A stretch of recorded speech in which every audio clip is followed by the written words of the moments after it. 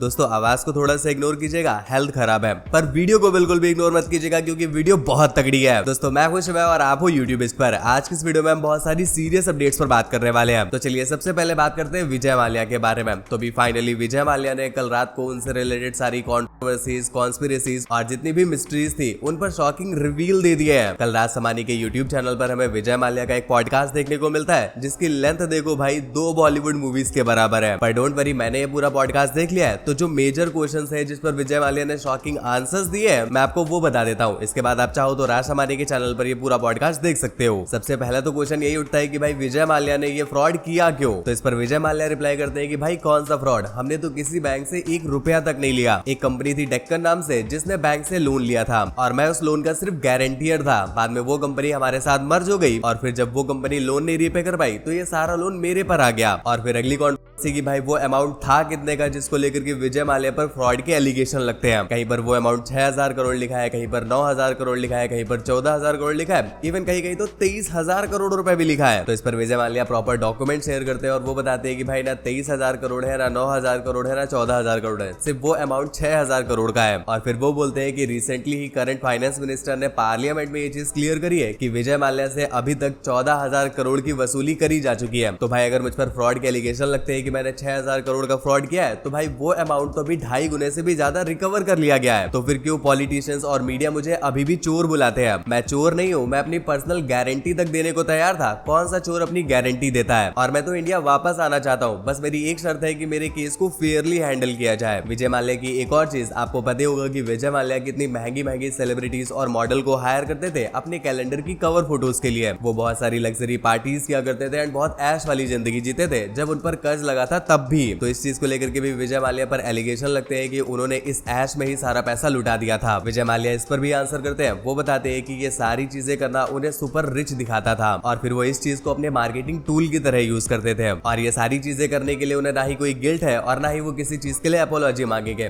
क्योंकि ये सारी चीजें उन्होंने अपने पैसे से करी थी। किसी भी दूसरे इंसान से 1 भी रुपया लेकर के उन्होंने ऐश में खर्च नहीं किया था। जितना भी पैसा उन्होंने लिया था वो किंगफिशर एयरलाइंस में खर्च किया था और इस चीज के लिए उन्हें दुख भी है और वो अपोलोजाइज भी करते हैं कि किंगफिशर एयरलाइंस फेल हो गई। उस एयरलाइन में उन्होंने अपना खून पसीना पैसा सब कुछ लगाया था। विजय माल्या बोलते हैं कि उन्होंने हैदराबाद के एसबीआई के हेड ऑफिस में भी जाकर के बात करी थी और ये सारा अमाउंट सेटल करने का ऑफर भी दिया था, पर उन्होंने ये ऑफर रिजेक्ट कर दिया क्योंकि मेरे हिसाब से 6000 करोड़ का लोन था और वो पूरे 14000 करोड़ रुपए वसूलना चाहते थे। विजय माल्या के अकॉर्डिंग उन्होंने किसी के साथ भी गलत नहीं किया है, इवन गवर्नमेंट ने उनके साथ गलत किया है, स्पेशली मीडिया ने। वो बोलते हैं कि मीडिया ने उनको तरह तरह के नाम दिए है, उन्हें भगोड़ा बोला है और चोर बोला है। वो चोर नहीं है, वो बस एक बिजनेसमैन थे। वेल हाँ, एक चीज जिसके लिए विजय माल्या को दुख होता है वो बोलते हैं कि किंगफिशर के वो जो एम्प्लॉय थे उन्हें सैलरी नहीं मिल पाई थी और इसमें भी मेरी गलती नहीं है। कलकत्ता हाई कोर्ट के पास मेरा फंड सीज था। हमने ये रिक्वेस्ट भी डाली थी कि प्लीज इस फंड से उन किंगफिशर के एम्प्लॉयज को पैसे दे दिए जाए, पर एसबीआई ने इसका अपोज किया और कोर्ट ने पैसे देने से मना कर दिया। अब राज समानी के इस पॉडकास्ट के बाद हुआ क्या है कि बहुत सारे लोग अभी विजय माल्या के सपोर्ट में आ गए हैं। तो चलिए अब बात करते हैं रियल लाइफ बाहुबली और कटप्पा के बारे में। जी हाँ, हम बात कर रहे हैं डोनाल्ड ट्रंप और इलॉन मस्क के बारे में। भाई साहब अभी दोनों लोग अपनी उस पर आ गए। उस पर किस पर? अरे वो होता नहीं है उस पर, उस चीज पर। किस चीज पर? अरे उस पर यार, वो उस पर किस पर? अपनी पर। वेल मैटर तो बहुत लंबा है, बैक टू बैक जवाबी फायर किए जा रहे हैं। मैं आपको बहुत शॉर्ट में समझा देता हूँ कि आखिर लफड़ा चल क्या रहा है। दोस्तों ये बात किसको ही नहीं पता होगी कि इलॉन मस्क और डोनाल्ड ट्रंप के बीच वैसे ही अवैध संबंध है जैसे अवैध संबंध हमारे यहाँ के यूथ और आरसीबी के बीच में है। पर अभी इलॉन मस्क ट्रंप पे बहुत ज्यादा भड़क गए, इतना भड़क गए कि उन्होंने ट्रंप को एक्सपोज करना ही स्टार्ट कर दिया। अब क्या एक्सपोज किया है मैं आपको आगे बताऊंगा। होता क्या है कि ट्रंप अभी one big beautiful bill pass कर देते हैं। इस बिल में वैसे क्या क्या चीजें होने वाली है ये चीज तो अभी पब्लिकली डिस्क्लोज नहीं हुई है, पर जो भी सबसे बड़ी चीज है जो इलॉन मस्क बोल रहे हैं वो ये बोल रहे हैं कि भाई इस बिल से सिर्फ अमीरों को फायदा होगा, वही गरीब और भी ज्यादा गरीब हो जाएंगे। इस बिल के बाद यूएसए पर जो डेट है वो और भी ज्यादा बढ़ जाएगा। इसलिए इलॉन मस्क डोनाल्ड ट्रंप से नाराज है और वो उनके अगेंस्ट चले गए। वहीं पर डोनाल्ड ट्रंप का ये कहना है कि वो इलॉन मस्क से बहुत ज्यादा निराश है क्योंकि इलॉन मस्क उनके बिल को इसलिए नहीं सपोर्ट कर रहे हैं क्योंकि उनके बिल में जो ईवी सेक्टर की सब्सिडी थी उसे कट कर दिया गया है क्योंकि डोनाल्ड ट्रंप चाहते हैं कि भाई यूएसए में हर तरह की कार हो। अभी ईवी में इतनी सब्सिडी मिलती है कि सभी लोग इलॉन मस्क की टेस्ला की तरफ जाते हैं, इसलिए हम इस सब्सिडी को कट कर रहे हैं ताकि मार्केट में हर तरह की कार सर्वाइव कर सके। डोनाल्ड ट्रंप ये भी बोलते हैं कि ये चीज उन्होंने इलॉन मस्क को बहुत पहले ही बता दी थी और डोनाल्ड ट्रंप की इसी बात से ये और भी ज्यादा बढ़ जाती है, क्योंकि इलॉन मस्क बोलते हैं कि भाई हमें तो इस चीज के बारे में पता ही नहीं था, ये बिल रातों रात आया है। अब यहाँ पर सच कौन बोल रहा है, झूठ कौन बोल रहा है, ये तो नहीं पता है, पर Elon Musk literally Donald Trump के पीछे ही पड़ गया है। वो एक ट्वीट करते हैं जिसमें वो ये बताते हैं कि भाई डोनाल्ड ट्रंप मेरी वजह से प्रेसिडेंसी में आए हैं, अगर मैं उन्हें सपोर्ट नहीं करता तो वो अभी भी अपोजिशन में बैठे होते हैं। और इसके बाद तो भाई वो इलॉन मस्क को एक्सपोज करना ही स्टार्ट कर देते हैं। दोस्तों हुआ क्या था कि यूएसए में ह्यूमन और सेक्स ट्रैफिकिंग को लेकर के एक बहुत बड़ा केस हुआ था। उसका जो मेन एक्यूज था उसका नाम था जेफरी इप्सन। वैसे जब ये रैकेट एक्सपोज होता है तो भाई सभी को सजा मिलती है, और वो जो जेफरी इप्सन था उसकी मौत 2019 में हो चुकी है, पर उस केस की जो फाइल्स है उन्हें बोलते हैं इप्सन फाइल्स, वो आज तक भी पब्लिक नहीं करी गई है। तो इसी पर बात करते हुए इलॉन मस्क बोलते हैं कि भाई वो जो इप्सन फाइल्स है वो इसीलिए पब्लिक नहीं करी जा रही है क्योंकि उसके अंदर डोनाल्ड ट्रंप का भी नाम है, अगर वो पब्लिक हो जाती है तो डोनाल्ड ट्रंप कहीं के नहीं रहेंगे। वेल मस्क के इस स्टेटमेंट के बाद बहुत सारी ओल्ड वीडियोस निकल करके आने लगती है जिसपे हम देख सकते हैं कि डोनाल्ड ट्रंप लड़कियों के साथ पार्टी कर रहे होते हैं और वहां पर जेफरी इप्सन भी उनके साथ होता है। फिलहाल इस लफड़े को लेकर के हम लोग तो कुछ कर नहीं सकते,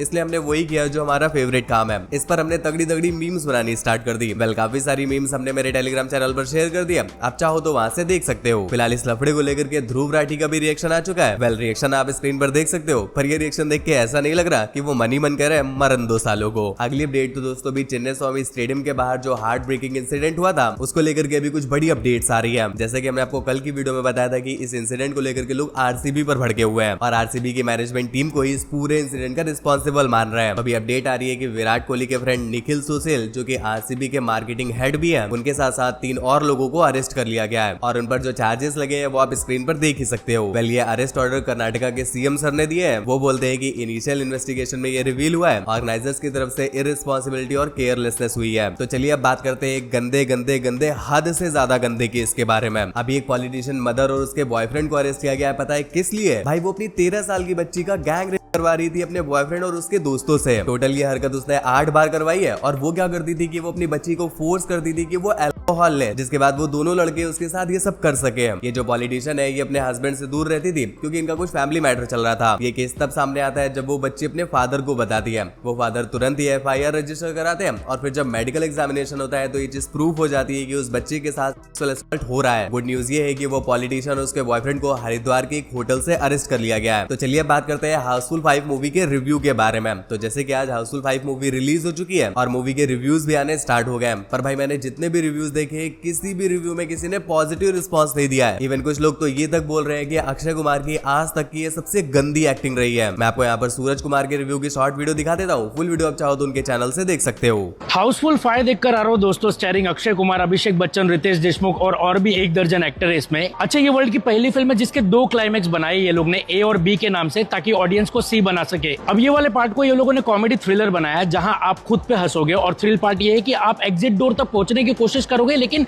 थिएटर के अंदर ही दम घुट के मरोगे। तो Housefull 5 is basically a showing competition जहां स्लैपस्टिक कॉमेडी के नाम पे इतनी वल्गैरिटी और इतनी चाइल्डिश हो जाती है सेकंड हाफ में, फिल्म की समझ में नहीं आएगा कि फैमिली ऑडियंस देखे या बच्चे भी लात मार के जाए इस फिल्म को। फिल्म के अंदर अक्षय कुमार को देख के आप फिर भी एंजॉय कर लोगे, लेकिन फिल्म के अंदर जितने भी एक्ट्रेस है जो आपस में एक्टिंग कंपटीशन कर रहे, सोनम बाजवा उधर अफगानी भाषा बोल रही है, नरगिस फाकरी उधर नेपाली बोल रही है और जैकलिन, अबे उसका तो छोड़ो, अगर वो मराठी भी बोले तो भी पोर्तुगल मराठी सुनाई देगा। वही फिल्म के अंदर अंडा कड़ी पत्ता और ग्लेन वॉक यानी कि जैकी श्रॉफ एंड संजय दत्त, वो लोग तो भाई अलग ही पौवा मार के एक्टिंग कर रहे। अच्छा शॉकिंग बात यह है कि अभिषेक बच्चन को फिल्म के अंदर बात बात पे नींद आ जाती है, हालांकि वो 20 साल से सो ही रहे इंडस्ट्री में, और पूरी फिल्म की कहानी में सब लोग जॉली ढूंढ रहे। अटेंशन मतलब 2 दिन बाद मेकर्स ऑडियंस ढूंढेंगे। क्लाइमेक्स में ये लोग लिटरली भागम भाग मूवी जैसा ट्राई करते हैं और वो होता भी है, मतलब क्लाइमेक्स तक पहुंचते ही ऑडियंस थिएटर से भागम भाग हो जाती है। इन लोगों को साला अगर कॉमेडी थ्रिलर ट्राई भी करना था ना तो एक बार ये लोगों को तेलुगु फिल्म मत्तू वडालारा देख लेना चाहिए था, तो इनको पता चलता है कि साला कैसे बनाते हैं। ट्रस्ट मी गाइस, हाउसफुल 5 से तो छाती पे पत्थर रख के तो निब्बा निब्बी भी मुश्किल से हंसे। आई एम सॉरी टू से थोड़ा सॉफ्ट लग जाते हैं फिल्म। दोस्तों वीडियो में आगे बढ़ने से पहले चलिए चेक करते हैं आपका फिल्मी आईक्यू। क्या आप एक एक्टर के सिर्फ लुक को देख करके बता सकते हो कि भाई मूवी का नाम क्या होगा? भाई एक बहुत अंडररेटेड मूवी है, इसलिए मुझे तो लगता है कि बस 1% जीनियस लोग इसका आंसर दे पाएंगे। फिलहाल आपके माइंड में किस मूवी का नाम आया नीचे कमेंट में जरूर बताना, ताकि अगली वीडियो में हम आपको शाउट आउट दे सके। हमारी लास्ट वीडियो के बेस्ट कमेंट का शाउट आउट जाता है एचपी व्लॉग्स भाई को। तो दोस्तों बस आज की वीडियो में बस इतना ही। ऐसी और भी ज्यादा इंटरेस्टिंग और सुपर फास्ट अपडेट्स के लिए ध्यान से चैनल को सब्सक्राइब करके बेल आइकन प्रेस कर लीजिएगा। वीडियो को एक लाइक करके अपने बेस्ट फ्रेंड तक भी पहुंचा देना।